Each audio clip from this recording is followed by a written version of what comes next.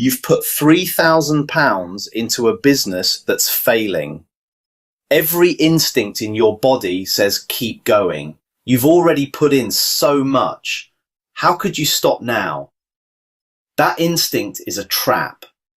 It's one of 5 mental shortcuts silently running your financial decisions. And by the end of this video, you'll know exactly how it gets you, including the £3,000 example, and what to do instead. You think you're rational with money. Nobody is.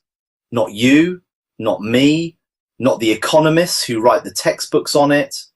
Here are the 5 that cost you the most. These aren't signs you're bad with money or not smart enough. The researchers who discovered these biases fall for them too. Everyone does. That's what makes them dangerous.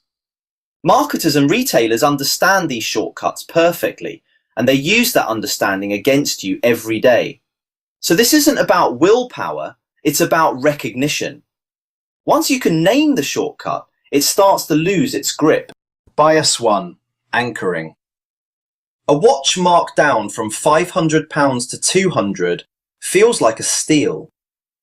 Whether 200 is actually a fair price is almost beside the point. Your brain already anchored to 500, so 200 feels like a win. That's anchoring.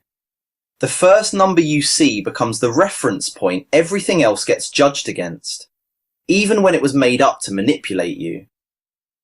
Car dealerships open high on purpose. Estate agents show you an overpriced house first, so the next one feels reasonable. The defense.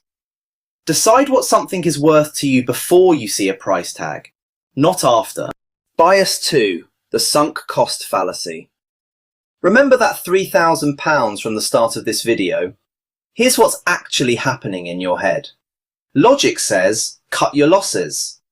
Your brain says, I've already put in £3,000. I can't quit now. That's the sunk cost fallacy. The money is already gone. It cannot come back no matter what you decide next. Quitting doesn't erase the loss, and continuing doesn't protect it. It just risks more. The only question worth asking, given where things stand today, is continuing still the best use of what I have left? Bias 3. Confirmation bias. Someone holds a losing investment for 3 years, always finding one more reason it's about to turn around. That's confirmation bias. Once you believe something, your brain starts working for the belief, not for the truth, noticing evidence that agrees with you, quietly discounting evidence that doesn't. The defense is almost unnatural. When you hold a strong financial conviction, go looking for the best argument against it, not the weak one you can easily dismiss. If your conviction survives that, it was earned. Bias 4. Overconfidence. Investors who trade the most underperform simple buy and hold investors by over 6% a year. Read a few articles, learn a few terms, and it starts to feel like you can outsmart fund managers with decades of experience. The data says otherwise. It's not about intelligence.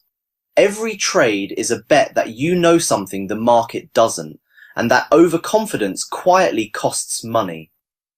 The wealthiest, most sophisticated investors overwhelmingly hold diversified funds and do almost nothing.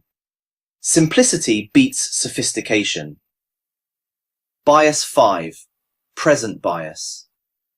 Just save more for retirement almost never works as advice. Here's why. Your brain systematically overvalues right now compared to the future. The version of you who'll actually retire feels like a stranger it has no obligation to. You're not fighting laziness, you're fighting a wiring problem willpower doesn't reliably beat. The fix. Remove the decision. Automate the transfer on payday before you ever see the money. Every decision you make in advance is one your present biased brain never gets a vote on. Anchoring, sunk costs, confirmation bias, overconfidence, present bias. None of these will bankrupt you in an afternoon. What they cost you is quieter.